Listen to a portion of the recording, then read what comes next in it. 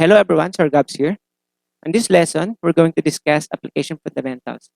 Specifically, we're going to learn how to create our first Android project and application. We're going to learn what is Android SDK. We're going to be familiarized with Android Studio's user interface. We're going to learn about project fundamentals and learn how to install and run an Android application in an emulator or a device. This is the welcome screen of Android Studio. This will only appear when there are no active projects open on the Android Studios environment when you close it. Okay, so on the left side, we can see the list of projects that I have created, and on the right side, well, we can see the list of buttons or options that is more focused on creating and opening a project in Android Studio. Also on the bottom, you can see the configure button where you can see a lot of settings that will allow you to modify or to change the environment of Android Studio. If we create a project, let's skip this part first. I will explain this part later. What I want you to focus on is in here on the second page of the project creation wizard. We're being asked to indicate the minimum SDK. So the question is, what is SDK? Okay. So before we start developing Android application, well, we must have an idea what is the SDK is and what is that minimum SDK that the Android Studio is asking. Okay.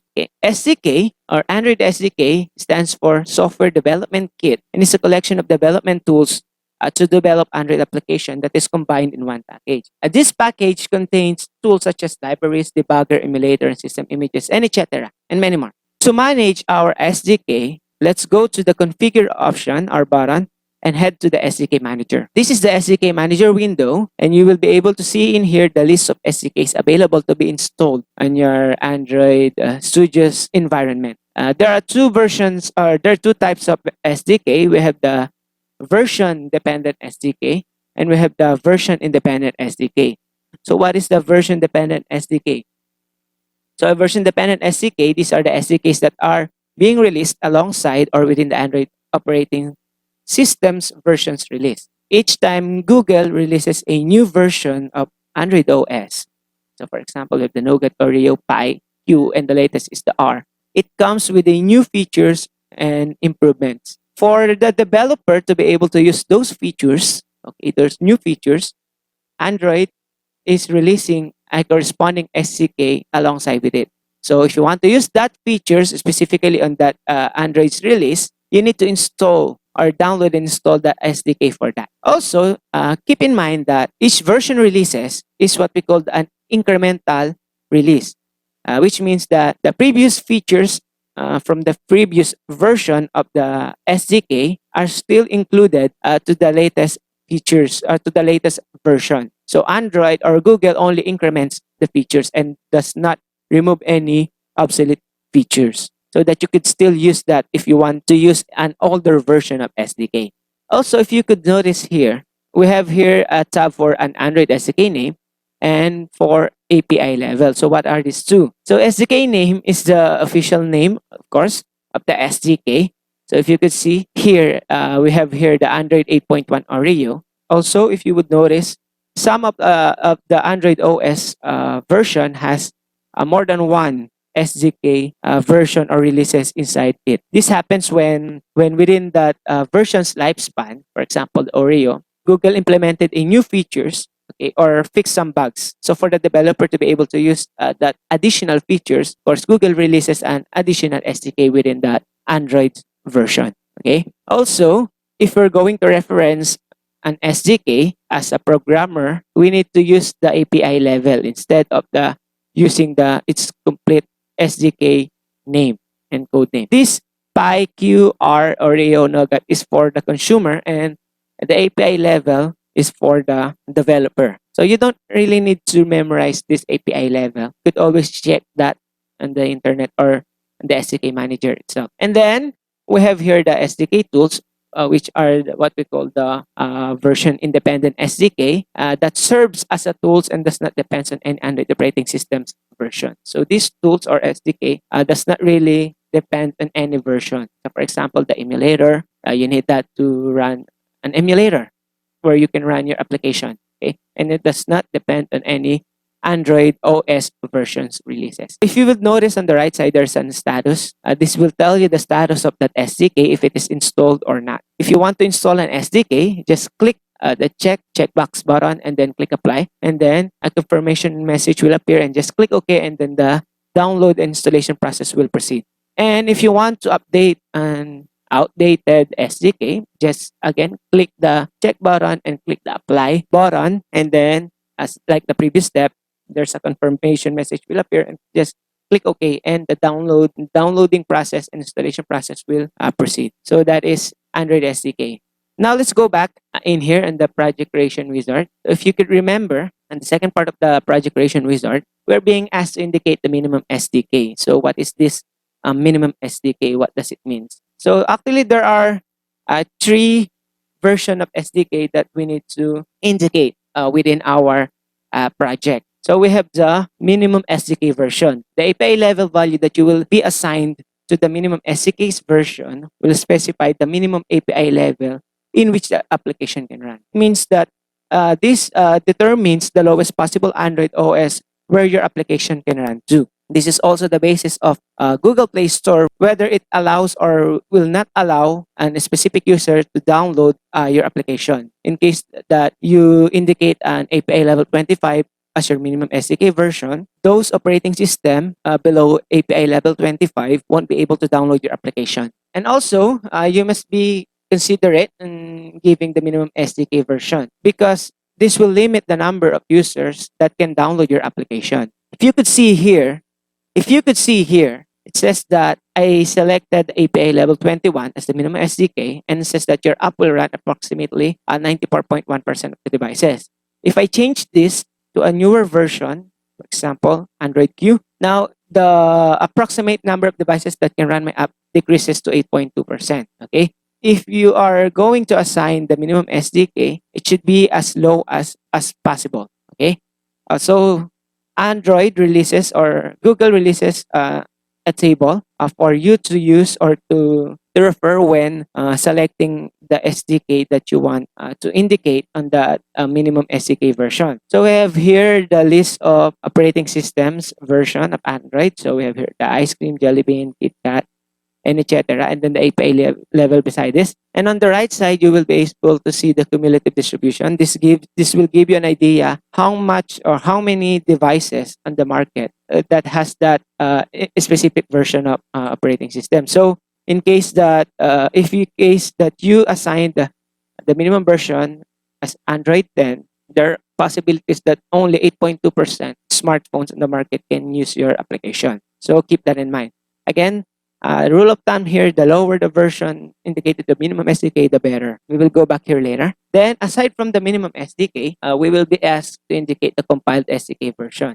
The compiled SDK version, the value that you're going to indicate here will tell Gradle what SDK version to compile your app with. So to help you to choose with that, what value or API level you're going to use here, you must consider the features of your application. If a specific features of your app is introduced, for example, to API level 25, you must at least assign the API level 25 as a compiled SDK version. Because if you indicated a lower version, let us say APK level 24 as the compiled SDK version, your application won't be able to use the features that is available in the API level 25. Okay? So the rule of thumb here in the compiled SDK version is to use the latest feature as much as possible. Of course, you need to download that SDK for you to be able to compile to that version. If you go back here to the Help Me Choose option, you will be able to see on the right side the specific features that is included to that SDK version. So in case that you won't be needing the latest features, for example, from Android 10, it is not required for you to compile your SDK or your application to the SDK version 10 or API level 29. But there will be no harm if you compiled your application to the latest version, because as I told you earlier, each version of Android is incremental. The features below Android 10 is also included to this SDK version 10 or SDK API level 10. The rule of thumb here is use the highest possible SDK version if you don't want to run into trouble. Okay. And then lastly, we have the target SDK version. Target SDK version will specify the API level that the application is designed to run to. You can change the target SDK version whenever you want, but the rule of thumb here is the target SDK version must be lower or equal to the compiled SDK version. Although in some cases, if you indicated the target SDK version is higher to the compiled SDK version, it will work. That's called the forward compatibility. So we also have the forward and backward compatibility. Okay, so there are some instances that it will work, but not always the case. Okay, so you must consider that. Again, as a rule of thumb, the minimum SDK must be as low as possible, and it must be lower than the target SDK. Okay, and the target SDK must be lower or equal to the compiled SDK, while the compiled SDK must be highest as possible. So that's the rule of thumb for the SDK. So that is for the SDK. Now let's go back in the project creation. So as I have said earlier, so if we click create new project, the first window will appear and it will ask us to select template. Okay. So we have the template for phone and tablet, Wear OS, Android TV, automotive, and Android things. We're going to focus on the phone and tablet. And then inside the phone and tablet, uh, there's a bunch of template or activity template for us to use. So what is an activity? So for us, before we select anything here, let us discuss what is the activity is. So activity is a part of Android components. There are 4 components. We have the activity, we have the content provider, we have the services, and we have the broadcast receivers. An activity represents a single screen of your application where the user can interact to. An activity is typically presented by a window that is composed of a front end and a back end. The front end represents the screen in which contains the UI of that activity. On the other hand, the back end is an instance class of an activity class who controls and draws the UI to the windows of the front end. So if we're going to compare the activity, Android's activity to a website, okay, let us say your application is the website, and then activity would be equal to the web pages. A website consists of web pages. Okay, an Android application consists of activities. Okay, each web pages represents or do a specific thing. At the same time, each activity represent or do a specific things. So think it like that. Okay, so an activity also has a front and a back end. So the front end is the UI that you can see and where you can interact with, and the back end controls and draw the UI. So all of the processing things that you can do to the front end will happen to the back end. The front end is written in XML, and the back end is written in Java. Okay, in this image, okay, we can see here that there are 3 activities. The first activity displays a 4 icon. Then when we click this specific icon, we will be redirected to this activity, for example. And then if you click this button, we will be redirected to the other activity. So it's just the same with your Facebook app. So on your Facebook app, you have your the wall activity, let us call it like that. And if you click the messages or we click the notification button, you will be redirected to the notifications activity where notification will be presented to you. Okay, so keep that in mind. An activity is the single screen that will be presented to the user where they can interact with. There will be more than one activity in one Android application. Okay, so there's an activity for login screen, for the members area, and etc. Aside from the activity, we have the intents. So intents are used to call or open a new activity. We will be discussing intents in further details in the future lessons. Okay, one of the components also is what we call the Android services. Okay, services is the process that runs in the background and does not have an interface. So let think of the services as an activity without front end. It's only a back end. And even that you minimize your app or you close your app, the services still runs in the background until you kill it or the systems kill it. For example of this is the Spotify app. So when you open your Spotify app and play a music and you minimize it, you minimize the Spotify app, you will notice that the music is still playing in the background because that music was played on a service of that application. So that's services. We have the content providers. Content provider allows an application to share data with another application. Okay, so the data can be provided in the form of a file or entire SQL database. Content providers allows an application to share data to other applications. Simple as that. And then we have the broadcast and broadcast receiver. So let us discuss broadcast first. Android apps can send or receive broadcast messages from Android operating system and other Android apps. So these broadcasts are sent when an event or interest occurs. An app can send a broadcast too. Okay, so an example of broadcast is your battery level reaches 20% or 15%. Android system will send a broadcast within the environment, and then if your app has a broadcast receivers registered to that for that specific event, it can react. It can run a code specifically for that event.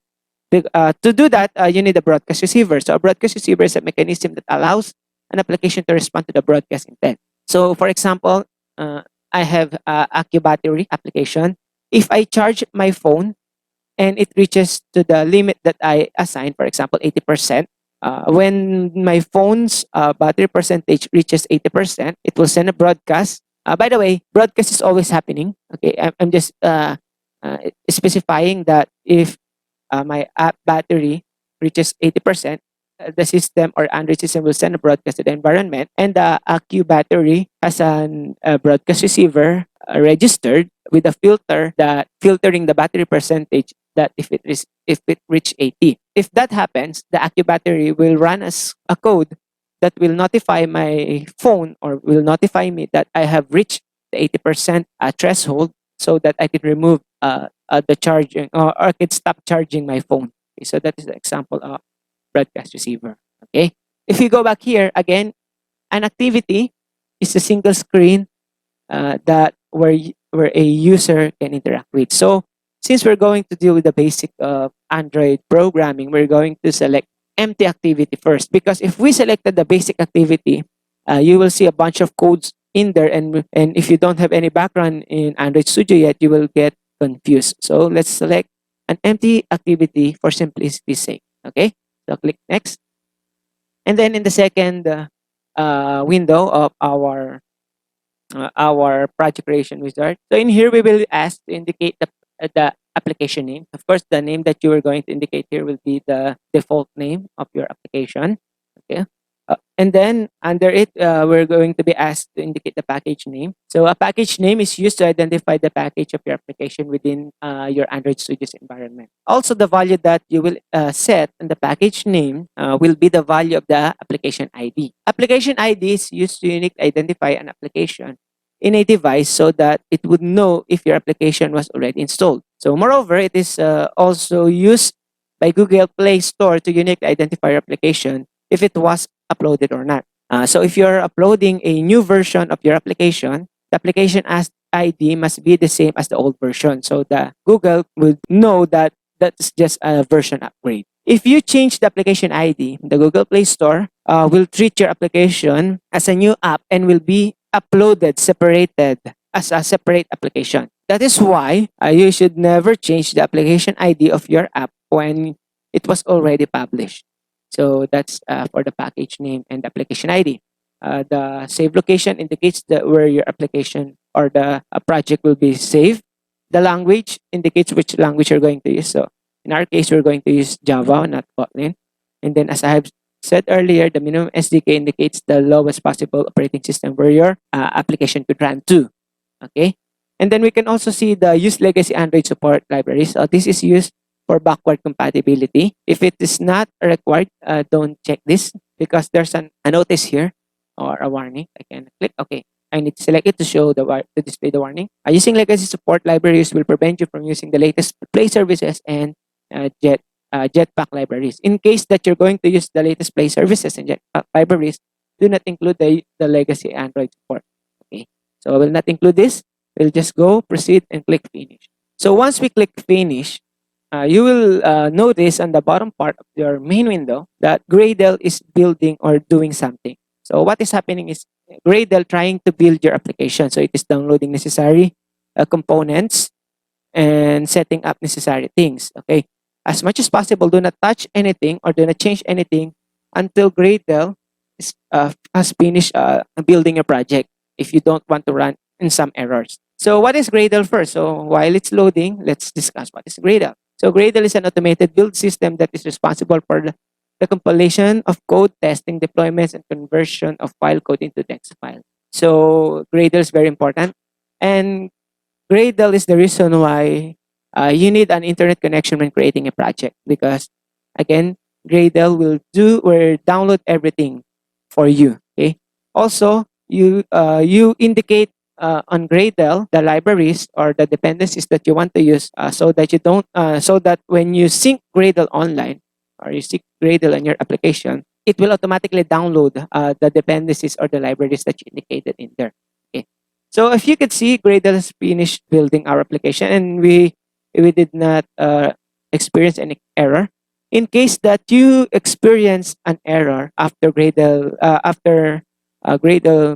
finish building your application, what you need to do is just sync the Gradle. Okay, so we just need to click the sync project with Gradle files, and hopefully that your application errors will be fixed. Okay, now let's discuss the Android Studio's user interface. On the upper part, we can see the menu bar. This menu bar contains the complete tools that you need to use and to operate Android Studio and to create your Android application. Okay, so we have here the file, the edit, the common menu bars. Okay, we're not going to dive into details of that. Below the main menu, you can see the toolbar. Toolbar shows the tools and actions that are frequently used by the user. In this case, of an IDE or Android Studio, to be specific, toolbars contains the option to run your application. So you can see it here, and you can select which devices or emulator where your application we're going to run. You can also select modules in here, and then bunch of debugging options in here. You can see also the sync project Gradle's files in here, and of course the AVD manager. Okay, this AVD manager will allow us to create an Android emulator later, and then we have the SDK manager, the one that we've discussed earlier. We can also search in here, and we can sign in our Google account in here. So for now, we are not required to sign in Google account because we're not going to use any cloud-based features of Android. Okay. Beside the toolbar, we could see the navigation bar. The navigation bar allows the users easily navigate and move around the files and folders of the project. So when the user clicks on a specific element on the navigation bar, a drop-down window will appear and showing the subfolders of the click element. Now let's focus on the biggest part of our user interface. We have here the editor window. So editor windows shows us the content of the files that we're currently working on. So right now I'm currently working on the main activity Java. That's why it shows me the content of that. So therefore, since this is a Java file, I can code in here. So that's why this view is what we call the code editor window. In case that I selected or open an XML file, by the way, XML is used for the front end of an activity. It will open the what we call the interface editor window. So instead of a code editor window, it will open the interface editor window. So here in the interface editor window, you can create the interface, the UI of your application. So in the interface editor window, again, there are three more additional sub-view. We have the design, the code, and the split view. On the design view, we could drag and drop an element from a widget or in the file in the palette on the left side to our application, so it will be displayed or included in our UI. That is the purpose of the design view.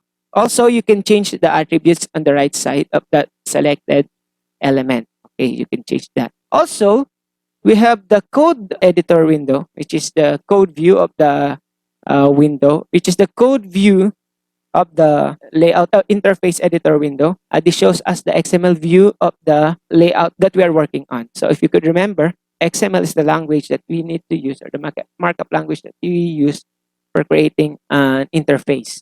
We have the design and we have the code. By the way, if you change something in the code, it will be reflected to the design.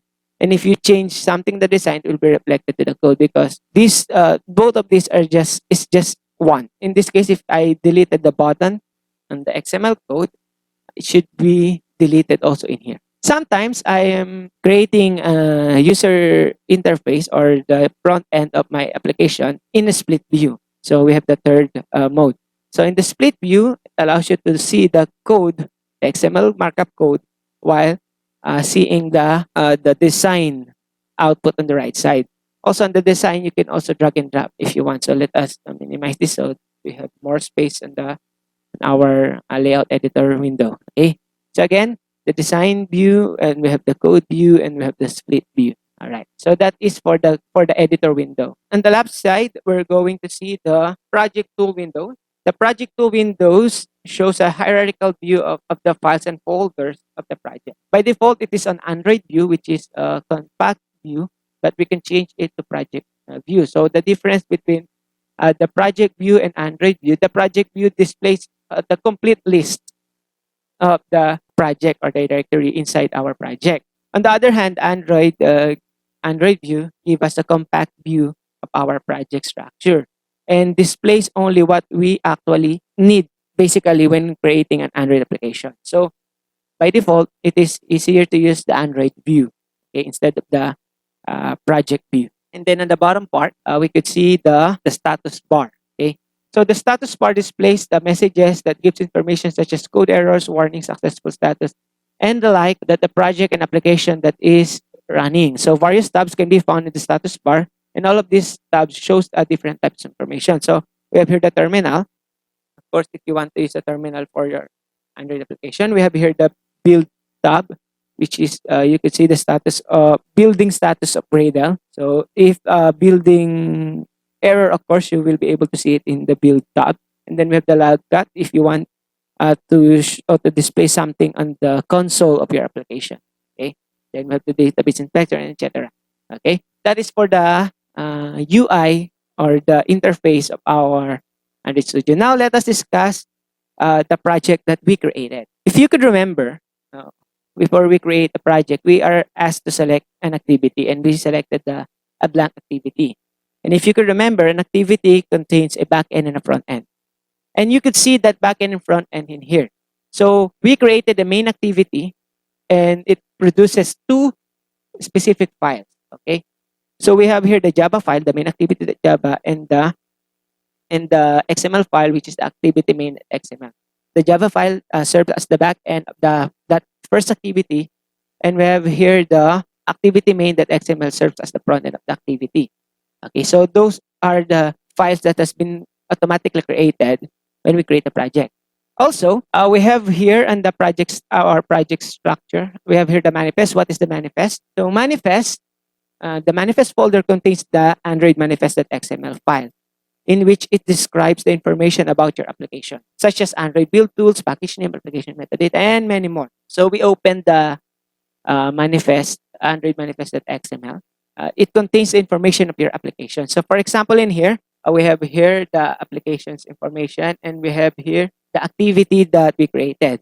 All of the activity that we created will be automatically registered in here if you done it on the right way. If you done it the wrong way, you manually create a file, then assign an activity, you need to manually register activity in here. That is the manifest. Then under here, the manifest, we can see the Java folder. So the Java folder contains the back end of our applications, or contains the Java files.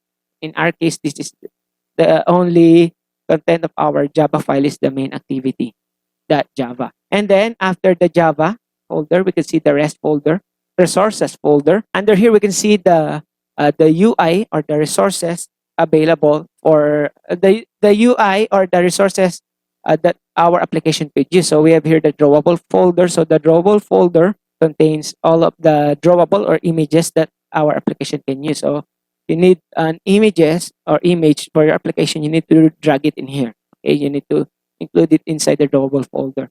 Then we have the layout folder. So the layout folder contains the front end or the display or the layouts of our application. So we're going to tackle the layout in further details in the future lesson. But for now, imagine that the content of the layout would be the XML or the front ends of our application. Then we have the meep map containing the icons, and then the values folder contains XML files that contains values that we could use. Okay, contain static values that we could use with our application. For example, we open the string.xml. It contains a string variable or a string value called the app name, and its value is my application. So if I access that string value in my activity main, okay, I will be able to display the value here, the value my application. So in this case, for example, I'm going to use the value. I'm going to create a value in here. So let us say sample text. And so in here I created a string value and the values that XML, and I says sample text. So I will key in hello. So I could use the sample text variable string to indicate or to use the value within it. So for example, Android text, instead of typing the word hello, I could indicate the at string, and then I will select the sample text, and the display of this, the design of this would be the value that I indicated, which is, if you zoom in, hello. Okay, so that's how those values work. Okay, so let me change back the value. Hello world. And then under that, we could see the Gradle script. So this contains the Gradle files. So for now, we're not going to work or to change anything on the Gradle script, since we're just on the basic of creating an Android application. Okay. So again, for the project structure, we have the manifest, the Java, the resources folder, and the Gradle script. So let me close this manifest, and let's focus back to our created application. Since we created an application, the next thing to do is to run our application. So for us to run our application, we need an emulator or a real device. In my case, I already have created an Android virtual device. I have here too my Android device and Pixel XL API 27. But in your case, if you haven't created any virtual device, just go to the toolbar and look for the AVD manager. So if I open the AVD manager, it will open the AVD window or AVD manager window that will allow you to create and edit an Android virtual device. So to create an Android virtual device, just click the create virtual device in here. And then in the first window, we will be able to see categories of devices. So we can have TV, phones, and wearables, and etc. Let's focus on the phones. And then in here, we can see the hardware profile that we could use in creating a virtual device. We could use a pre-existing hardware profile by selecting in here, then clicking next. We could create our own profile device. If you can see here, I click a new hardware profile where we can change the device type, we can change the size, screen size, the resolution, the memory required for that virtual device. So if you are tight with the RAM of your computer, you can lower the memory that is required. You can change the input, you can change the supported orientation, you can change the camera and the sensors available in here. Okay, or you can just import hardware profile. In our case, we're just going to select an existing hardware profile, of course. So I'm going to select the Pixel 2. If you will notice, there are Play Store option in here. So if you see a Play Store option in there, it says that that hardware profile will require Play Store features to be installed on the system image. Okay, but if you selected a non Play Store option, it's fine. Okay, what is the difference between the two? So if you selected with the Play Store, it will require you a lot of memory. So keep that in mind. So if I select Pixel 2 with the Play Store available, then click next. I will be asked to indicate what system image that I'm going to use. So the system image will be the operating system that the emulator or the virtual device will use. So we could see here that a bunch of operating system available. If you want to use a specific operating system, you can just click the download buttons and start downloading that so that you could use that. In our case, I want to use the latest operating system, which is the Android R. That's why I pre-downloaded it before this lesson, and now I can select it as the system image for my for this specific virtual device. So we could click next, and then we can customize the further details of our device. So we could say We can change the name. We can change the orientation. We can change the graphics. Enable device frame. Okay? And then I want you to focus on the show advanced settings. And here we can change things more in detail. So we could say we can change the camera option if you want it to be emulated or you want to use the webcam of your computer. We can set the network speed. We can set the emulated performance. So we have here the cold boot, the quick boot. So the cold boot starts from a power up. Each time you open your your virtual device, it will reboot. By the way, rebooting a device or starting from a boot will take a lot of time. That's why it is suggested to use the quick boot. So the quick boot starts the state start from the state that was saved when the device last exited. Okay, and then you can choose the snapshot if you want to, and then we can manage the memory in here. Currently, we cannot change the RAM requirements because I selected a system image or a device that has Android Google Play services because Google Play services requires a lot of RAM. So if you want to lower down your the memory consumption of your device, select a non Google Play Store services enabled device. For example, Google Pixel 2 XL here, and it is not Google Play Store enabled. So if I click next and then I click Oreo, so if you could see each hardware profile has its own system images. So I need to re-download Android R here if I want to use the Android R with this specific hardware profile. So I'll just use the default, which is the Oreo. I already pre-downloaded it. And then in here, if we go back to show advanced settings, we can see that we can manage the RAM now of our device. So I can lower it as much as 700 or let us say 600 or 500 as long as the it is within the minimum requirement of that operating system or minimum requirement of the selected system image. Then just click finish, and then if you did that, okay, a new virtual device will be created. So this is the newly created virtual device. This or this one? I really don't know. I guess this one because my previous device is 1 GB. Okay, so you could edit this virtual device by clicking the pen button, and you can also delete this. Okay, so delete. Yeah, yeah. So I deleted it. Now that we have successfully created a virtual device, okay, uh, what we have to do now next is to select the virtual device where you want your Android application to run to. So in this case, I'm going to select Pixel 2 XL. Okay, and then to run our application, I'll just click the play button. No, I'm going to select the My Android device because this one was already preloaded as far as I know. Then click the play button. Okay.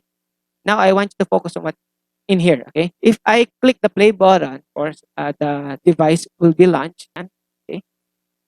You will notice that the display of this virtual device. So what you can see here is a bug of the Android Studio's virtual device or emulator. This happens when the scale of your desktop or computer or laptop is set to more than 100%. So to fix this, okay, let us close this first. We need to go to the display setting of our computer and check if the scale and layout was set to more than 100%. Okay. To fix that, you could just lower the, and then if we go back in here and run our application, okay, it should now load the emulator in the correct size. Right there, you can see that it's on the correct size already. Okay, so since we've run our application, we are going to expect the output hello world in here. Okay, so let us wait. By the way, your application will be installed first on this device after it boots up, and then after that it will run the application automatically. So this will take a lot of time if you run your device for the first time. All right. So the device finished on booting. And now we can see here on the bottom that our application is being installed. So once it was installed, it will automatically launch the application. All right. Now we can see that our application successfully ran on this emulator. Okay, so that's how you will run an application or a project that you created in in an Android device. All right. So what if we don't want to run our application in an emulator and instead we want to run it on a real device? So I'm going to close this first. So what you need to do is to connect your device or your smartphone to your computer. So I'm going to connect it, and then you will notice on the bottom right side of my laptop that a device or Note 10 was connected. On your device, so I emulated my device in here. So this is my device. Okay. What you need to do is to allow the USB debugging option. Okay. If you did not allow this, Android Studio won't be able to see your device on the list of the devices available where you can run your application. So again, just click allow. Okay. Then once you allowed it, you will go back to here in the list and you will be able to see your connected smartphone device. So select that, okay, and then click play. So if we will observe in here. By the way, this is a real device. I just emulated in here, or I just mirrored the display in my laptop. You can see the Gradle is building, and the application will be installed later.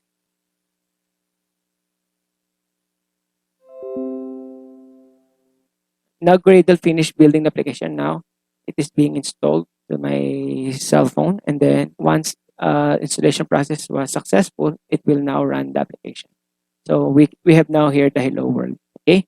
You would notice that the output from the emulator and my device is different because I'm using a dark theme mode on my cell phone. Okay. So that's it.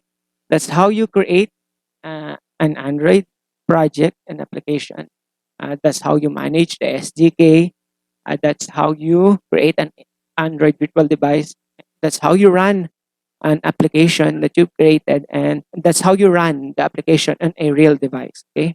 So for our next lesson, we're going to tackle the user interface of an application. So we're going to code a little bit using XML in there, drag and drop, and learn the layouts and views in Android Studio or Android environment. Okay. So for now, thank you very much. Take care.